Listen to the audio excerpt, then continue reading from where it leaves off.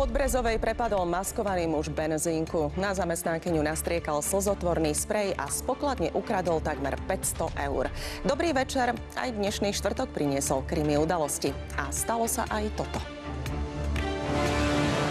Zbytočný hazard. Dvaja Poliaci si išli overiť vyhlásený lavínový stupeň. Odtrhli lavínu, ktorá im nedala šancu.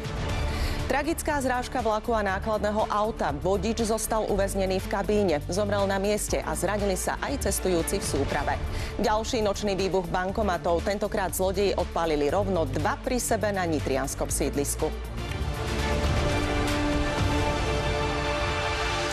Vo Vysokých Tatrách zahynuli dvaja poľskí freerideri. Jeden z nich často uverejňoval na sociálnej sieti svoje riskantné zjazdy v tatranských žľaboch. Ten včerajší sa mu žiaľ stal osudným. Spolu s kamarátom odtrhli v nižnej popradskej štrbine veľkú lavínu. V mase snehu nemali šancu prežiť.